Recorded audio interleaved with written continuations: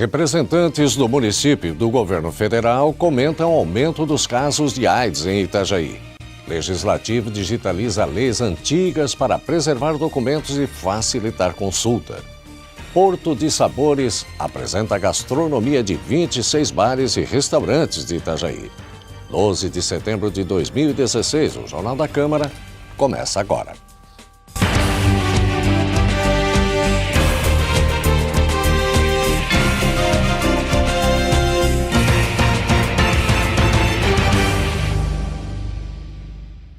Boa noite. O edital para a contratação de apresentações artísticas da Marejada recebeu 113 inscrições e bateu o recorde de procura. Em virtude do número de interessados, a Secretaria de Turismo divulgou a alteração dos prazos previstos no edital. A análise das propostas segue até 16 de setembro. O resultado parcial deve ser divulgado no mesmo dia. O resultado final está previsto para ser divulgado no dia 23 de setembro. E neste ano, a Marejada vai ser realizada de 10 a 15 de novembro. Começou na última semana o segundo Festival Gastronômico Porto de Sabores. São 26 bares e restaurantes que oferecem refeições completas, com entrada, prato principal e sobremesa a preço promocional. Nesta edição, além da Avenida Beira Rio e da Praia Brava, o festival chega ao centro e ao São Vicente. De 6 a 30 de setembro, o Pecado da Gula está liberado em Itajaí, no segundo Festival Porto de Sabores, organizado pela Secretaria Municipal de Turismo, em parceria com o Sebrae. No lançamento da segunda edição, os 26 bares e restaurantes participantes deram uma amostra do que o público vai encontrar no festival gastronômico. É o segundo festival, o primeiro sempre é mais difícil das pessoas acreditarem e as pessoas acreditaram e estão vindo conosco com essa parceria. Isso só é possível porque os restaurantes abraçaram a causa e acharam importante para o turismo. A gente está muito feliz com os 26 restaurantes que estão aqui participando e que a gente multiplique, né, que leve para os seus amigos, que eles possam curtir a nossa gastronomia esse mês de setembro. Neste ano, o festival tem novamente os participantes da Avenida Beira Rio, tradicional via gastronômica de Itajaí, e da Praia Brava, mas também do centro da cidade e, pela primeira vez, do bairro São Vicente. Divulgar mais, né? Na verdade, os clientes conhecerem, porque a gente não fica na via gastronômica que é a Beira Rio, a gente fica no São Vicente, ali na Stefano José Vanoli, então, né, fora, às vezes a pessoa nem sabe que tem, então é uma coisa mesmo para divulgar o restaurante, para o pessoal conhecer. E é uma oportunidade, acho que muito, muito legal, assim, de unir todos os restaurantes também, fazendo um evento assim como o de hoje, que está maravilhoso, muito bonito. Então, acho que é muito gratificante também participar. Nós abrimos esse ano para Stefano, porque entendemos que a Stefano é uma rua de lazer hoje, uma rua gastronômica. Para participar do Porto dos Sabores, novamente os restaurantes selecionados passaram por uma série de qualificações empreendidas pelo Sebrae, as principais na área de gestão. O papel do Sebrae é apoiar a micro e pequena empresa e os nossos restaurantes, de modo geral, bares e restaurantes, são micro e pequenos empresários que estão precisando desse suporte, principalmente na parte gerencial administrativa e também na melhoria dos seus processos, na melhoria dos seus produtos. Com isso, a gente trabalha em 3 setores. O setor que é o mercado, que é o evento em si, como a gente está fazendo, a parte da gestão da empresa e a parte de melhoria de processo, que seriam através do Sebrae Tech, através de outros projetos que a gente vem realizando. Como na primeira edição, em 2016 os estabelecimentos vão oferecer pelo preço único de R$ 39,90 uma refeição composta por entrada, prato principal e sobremesa. E as opções vão desde os pubs que oferecem hambúrguer e cerveja, passando pelos tradicionais pratos à base de peixe, culinária japonesa, italiana, mexicana e até francesa. A nossa cozinha é uma cozinha mediterrânea, com técnicas francesas. Veio chefes de fora trabalhar na minha equipe, chefes que trabalharam com Claude Troagot durante 25 anos. Então a nossa gastronomia é uma gastronomia muito disciplinada e organizada. O que a gente quer com Itajaí Saboroso? Que todas as pessoas provem a nossa comida, que vão lá e sintam uma grande experiência. Quem participa sabe da importância do Porto de Sabores na divulgação dos bares e restaurantes de Itajaí. Eu acho importante para a gente poder estar divulgando tudo que tem de diferente na cidade. A gente tem várias opções de sabores e o Porto Saboroso veio para mostrar isso. Cada casa tem a sua peculiaridade.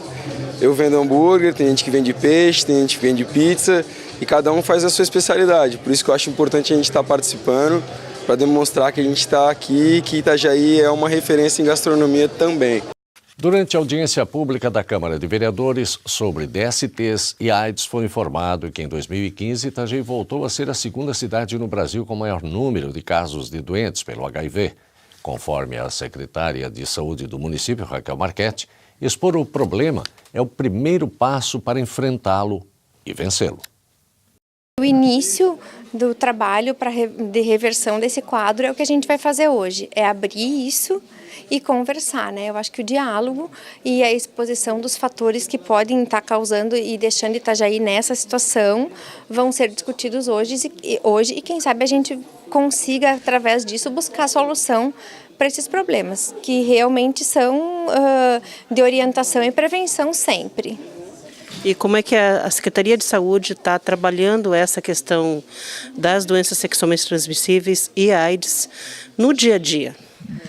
Nós, há mais de 10 anos, fizemos anualmente capacitações com o pessoal da atenção básica, né, no sentido de solicitar para eles que todo atendimento que se faça, por mais distinto, mais diferente que seja, sempre se toque na questão da DST e AIDS, porque a gente mora num local de muita vulnerabilidade, de muita incidência, né? Então, se tem trabalhado diariamente na tentativa de prevenção, através de orientação, de disponibilização de insumos, né, através de serviço de orientação e educação mesmo. O coordenador técnico de ações estratégicas do Departamento de DSTs e AIDS do Ministério da Saúde, Ivo Brito, esteve em Itajaí para a audiência pública realizada pela Câmara. De acordo com ele, o Ministério busca melhorar o acesso aos testes de detecção do vírus HIV para precocemente iniciar o tratamento e evitar mortes pela AIDS. Brito falou ainda sobre o aumento de casos em Itajaí e na região sul. Na verdade, é preciso que a gente entenda um pouco historicamente como a epidemia se instalou, por exemplo, na região sul. Na verdade, não é apenas Itajaí, Itajaí está entre os principais, mas nós temos vários municípios da região sul com características similares. O problema central é que, no passado, a epidemia ela era uma epidemia basicamente entre usuários de drogas injetáveis. Quando você tem uma epidemia entre usuários de drogas injetáveis, ela repercute mais tardiamente na população em geral. Então, tanto o Rio Grande do Sul, sobretudo Porto Alegre, Itajaí,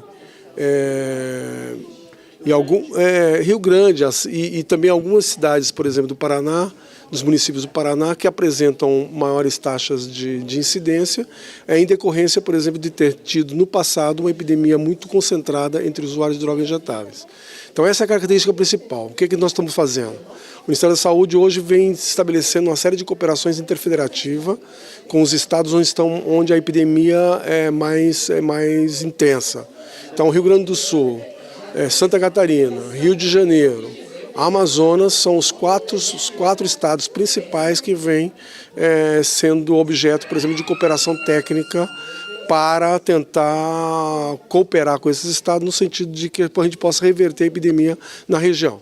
E em questão de futuro, por exemplo, a prevenção ainda precisa ser o carro-chefe, ainda precisa ser educada a população para o uso de preservativo, principalmente? Hoje você tem várias estratégias, não só devemos intensificar as ações voltadas para o uso do preservativo, mas nós temos que combinar outras ações, sobretudo as ações dirigidas à questão do diagnóstico. Nós temos que ampliar o acesso ao diagnóstico e, além do acesso ao diagnóstico, combinar também ações que possam utilizar estratégias medicamentosas, sobretudo a profilaxia pré-exposição e a profilaxia pós-exposição. Acho que a combinação de estratégias biomédicas com estratégias tradicionais de prevenção são estratégias que vão, no futuro, ter um efeito significativo de impacto na população.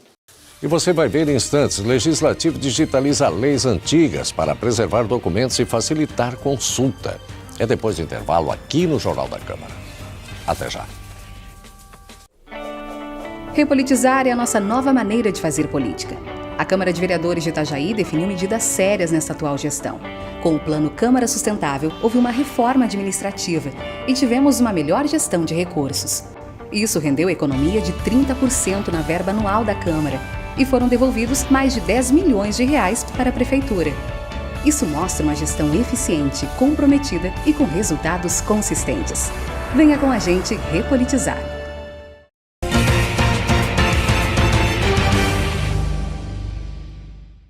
Os vereadores aprovaram com 16 votos favoráveis o requerimento 342. O texto questiona para quais secretarias, autarquias ou superintendências a empresa Sim Comércio e Serviços Limitada presta serviços de conservação, limpeza e higienização. O requerimento destinado ao prefeito pergunta ainda qual é o valor total dos contratos firmados com o município e qual o valor mensal repassado à empresa.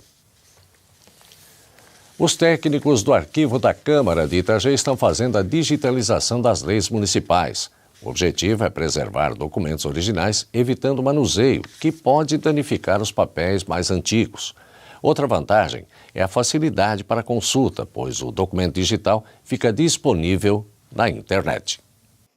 Essas páginas contam a história das leis do município de Itajaí. Esta é de 1947 e, a partir de agora, ela está disponível no site Leis Municipais, podendo ser consultada a qualquer hora, momento e lugar. A fim de preservar os documentos e facilitar o acesso a eles, é que o Arquivo do Legislativo de Itajaí está fazendo a digitalização. O objetivo é facilitar a consulta por parte do público e, para nós aqui da Câmara, manusear o menos possível o documento antigo, né?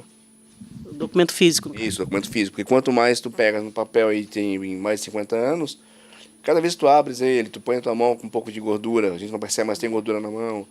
Tu expõe ele em uma fotocópia, que a luz também danifica bastante a parte de pigmentação. Com o tempo ele começa a acelerar o processo de decomposição e danifica muito mais a parte física. Então, tendo isso aí digitalizado, o acesso é muito mais fácil e não tem esse contato que danifica muito todo o documento histórico. O procedimento foi necessário porque o site Leis Municipais de Itajaí estava incompleto. Faltava ainda muita legislação para que qualquer lei pudesse ser acessada online. É necessário porque nós estamos dando um auxílio para os Leis Municipais em questão de alimentar o banco de dados deles com as leis que eles não têm ainda, né? E foi um trabalho que demorou um pouco para ser iniciado, porque ele exige um scanner um pouco mais moderno, com menor atrito, com feixe de luz diferenciado também. E esse scanner a Câmara adquiriu faz pouco tempo. Então isso atrasou um pouco o início, né?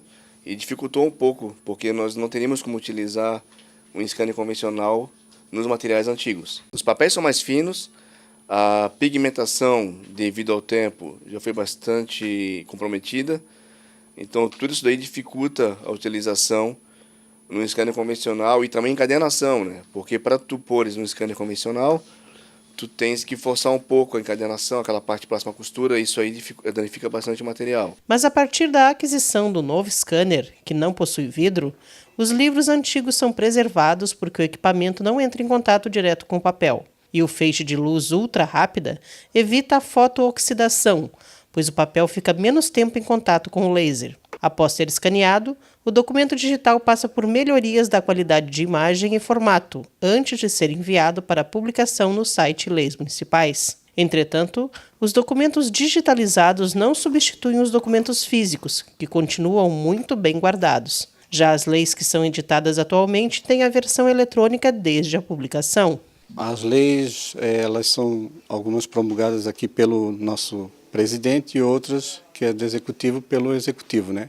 Então, depois do projeto ser aprovado, aí ele vem para a secretaria, onde a gente faz encaminhamento com ofício, informando o prefeito que foi aprovado e tal, e o prefeito lá ele vai sancionar e retorna o original para a gente fazer o arquivo. Desde a primeira reunião que a gente teve com o presidente, ele pediu que toda essa parte de informação, que tivesse a informação direta às pessoas, porque as leis elas são feitas e elas têm alguns impactos diretos na sociedade, né? Então, o pessoal está sempre procurando saber de que forma que foi votado, quem votou, como é que foi, e a própria lei em si, como é que ela vai ser colocada para a sociedade a partir daquele momento que ela foi promulgada. Além das leis publicadas, aqui no arquivo também estão os documentos próprios do Legislativo, entre os quais portarias, resoluções e até os projetos das leis, como o primeiro projeto da Lei Orgânica do município, que começou a ser elaborada